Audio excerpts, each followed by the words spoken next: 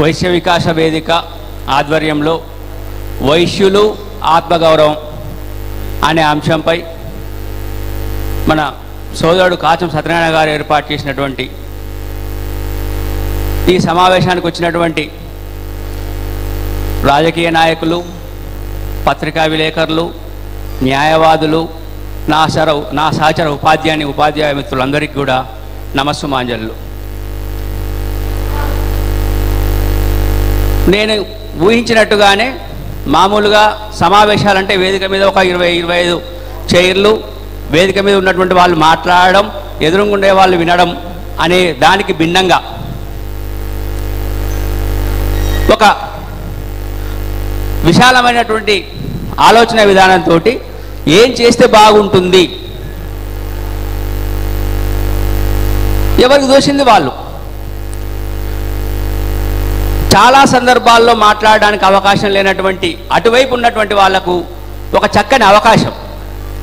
అందులో ప్రధానంగా సమాజంలో మేధావర్గాలుగా భావించబడేటువంటి వర్గాలను టార్గెట్ చేసుకొని న్యాయవాదులను, ఉపాధ్యాయులను, పత్రికా విలేకరులను టార్గెట్ చేసుకొని ప్రత్యేకంగా వాళ్ళనే ఆహ్వానించారు. కాబట్టి చాలా సందర్భాల్లో మాట్లాడదామంటే కూడా అవకాశం రానటువంటి ఆయా వర్గాలకు చెందినటువంటి వాళ్ళు మనం చెప్పినటువంటివి అది ఉపయోగపడవచ్చు, ఉపయోగపడకపోవచ్చు, కానీ మన యొక్క భావాన్ని ఇది వ్యక్తీకరించడానికి ఒక అవకాశం కాబట్టి దీన్ని ఎక్కువ మంది ఉపయోగించుకోవాలని విజ్ఞప్తి చేస్తూ, చాలా అంటే మధ్య మధ్య చెప్తున్నారు అన్నగారు ఏం చేయాలి హక్కుల సాధన కోసం. నాకు తోచినటువంటివి అవి మీరు ఏకీభవించవచ్చు, ఏకీభవించకపోవచ్చు. నాకంటే ముందు మాట్లాడినటువంటి మిత్రులు చెప్పారు, ఆత్మగౌరవం ఒకరిస్తే వచ్చేది కాదు, మన ప్రవర్తన బట్టి ఆత్మగౌరవం వస్తుంది. అది వ్యక్తికి సంబంధించినంత వరకు. వైశ్యుల ఆత్మగౌరవం ప్రతిబింబించబడాలంటే ఫస్ట్ నేను చివరికి రాజకీయ రంగానికి వస్తా. నేను ఫస్ట్ వైశ్య కమ్యూనిటీకి పరిమితమయ్యి మన వైశ్యుల ఆత్మగౌరవం ప్రతిబింబించబడాలంటే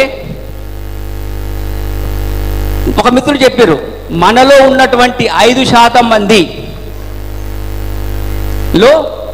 నిరుపేదలు ఎంతమంది ఉంటారు, మనం ఏం చేస్తున్నాం, మన కమ్యూనిటీలో ఉన్నటువంటి నిరుపేదలకు మనం ఏం చేస్తున్నాం, మన కమ్యూనిటీలో ఉన్నటువంటి నిరుపేదలకు మనం ఏం చేయకుండా నిరుపేదల నుంచి మనం ఐక్యత ఆశించడం అనేటువంటిది ఎలా సాధ్యమవుతుంది ఆలోచించమంటున్నాను. ఈ 5% కమ్యూనిటీలో నేను లెక్కలు నా దగ్గర లేవు, నేను ఉపాధ్యాయుడినే, కానీ నా దగ్గర ఏం లెక్కలు లేవు, కానీ ఖచ్చితంగా ఎక్కువ శాతం మంది ధనవంతులే ఉన్నారు. నేను విభిన్న రంగాల్లో ఉన్నటువంటి వైశ్యులందరికీ చేసే విజ్ఞప్తి ఒకటే, మీరు మీకున్నంత వరకు ప్రతి ఒక్కరూ నాకు నువ్వేం చేస్తావు అంటే కాదు, మేధావి వర్గానికి చెందినటువంటి వైశ్యులకు నేను చేసే విన్నపం ఒకటే, నాకున్న స్థాయిలో, నాకున్న పరపతిలో, నాకున్న అవగాహనలో నేను నా వైశ్యమిత్రులకు ఏం చేయగలను అని ఆలోచించి మీరు సహాయం చేయండి. ఆత్మగౌరవం వద్దంటే అదే తండుకుంటూ ఉరికొస్తుంది. ఇంకా నేను అర్థం అవ్వడం కోసం నేను ఇంకొంచెం ఉదాహరణలు తీసుకొని చెప్పాలనుకుంటున్నా. అంటే ఏరియాని కాదు, నేను చెప్పే ఉదాహరణ మన గ్రామంలో ఉండవచ్చు, మన పట్టణంలో ఉండవచ్చు, మన వార్డులో ఉండవచ్చు. ఒక ధనవంతుడు తన కమ్యూనిటీకి చెందినటువంటి ఇతరులకు ఇబ్బంది కలిగించి ఇతరుల నుంచి తను ఆత్మగౌరవాన్ని పొందాలంటే అది ఎట్లా సాధ్యమవుతుంది? ఒక పత్రికా విలేకరి, మన వైశ్య కమ్యూనిటీ చెందినటువంటి ఒక పత్రికా విలేకరి తన కమ్యూనిటీకి చెందినటువంటి వాళ్ళని ఇబ్బంది పెట్టి వాళ్ళ నుంచి తన ఆత్మగౌరవం పొందాలంటే ఎట్లా సాధ్యమవుతుంది?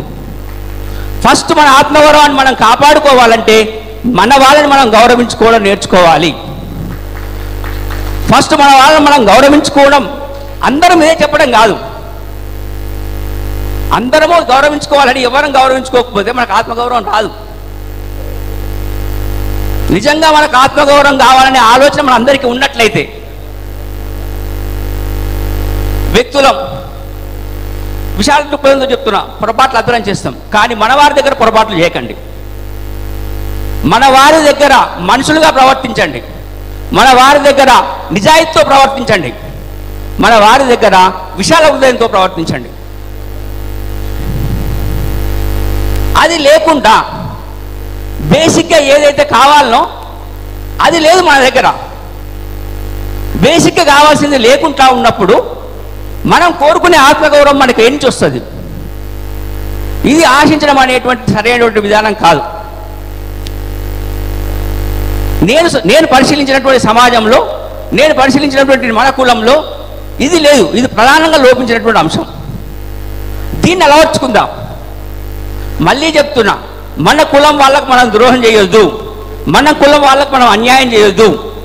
అవసరమైతే ఎవరెవరి కోసమో మనం తప్పులు చేస్తున్నాం, మన కులం వాళ్ళ కోసం చిన్న చిన్న తప్పులు చేసైనా సరే మన కులం వాళ్ళని మనం రక్షించుకుంటే మన కుల వాళ్ళంలో ఐక్యత వస్తుంది.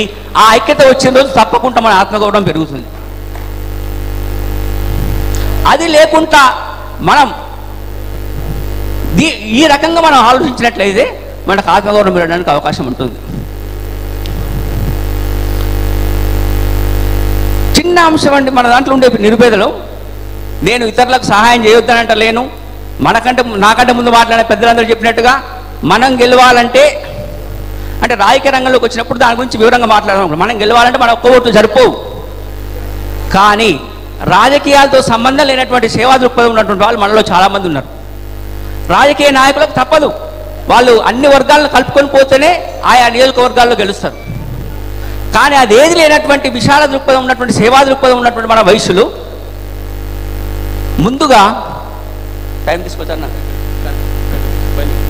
ఓకే, కాబట్టి ఆ రకంగా ఉన్నట్లయితే మనకు ఆత్మగౌరవం వస్తుంది. రాజకీయ రంగంలోకి వచ్చినట్లయితే మన ఆత్మగౌరవం ఇనుమడింపజేయాలి అంటే, ఇనుమడింప కావాలి అంటే అందరూ పోటీ చేయవచ్చు, మన కులం వాళ్ళు ఎక్కువ మంది పోటీ చేయవచ్చు. కానీ మనం గెలిపించుకునే ఆ చైతన్యం లేనటువంటి వాళ్ళం కాదు. కొంచెం ఓపిక చేసుకొని మన దాంట్లో పోటీ చేసిన వాళ్ళల్లో ఒకరిని గెలుచుకునే విధంగా చేయాలి.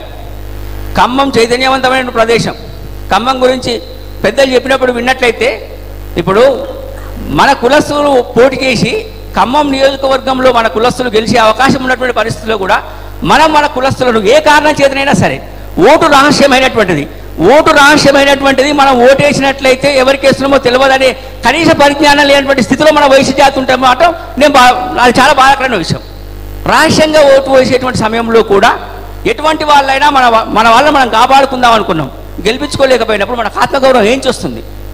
అన్నగారు ఇంకొకటి, రాష్ట్ర స్థాయిలో 4-3 కంటే మించి లేరు అన్నారు. ఓకే, రాష్ట్ర స్థాయిలో ఎమ్మెల్యే స్థాయిలో పోటీ చేయాల్సిన అవసరం లేదండి. గ్రామంలో వార్డు మెంబర్ కావచ్చు, మున్సిపాలిటీలో కౌన్సిలర్ కావచ్చు, హైదరాబాద్లో కార్పొరేటర్ కావచ్చు. మనకు టికెట్లు ఇస్తున్నారు అంటే మన కమ్యూనిటీ ఎక్కువ ఉన్న ప్రదేశాల్లోనే మనకు టికెట్ ఇస్తారు. మన కమ్యూనిటీ లేనటువంటి ప్రదేశాల్లో మనకు టికెట్ ఏమి ఇవ్వరు. అక్కడ మనం కొంచెం ఆలోచించి, ఆటోమేటిక్గా మన కమ్యూనిటీ ఎక్కువ ఉంటుంది కాబట్టి మన కులం వాళ్ళకే అన్ని పార్టీల నుంచి ఇస్తారు. మనం కొంచెం చైతన్యంగా ఆలోచించి ఎవరైతే గెలిచే అవకాశం ఉందో వాళ్లకు, రాజకీయ నాయకులకు ఎట్లాగో వాళ్ళకు ఉండే ఇబ్బందులు వాళ్ళకు ఉంటాయి.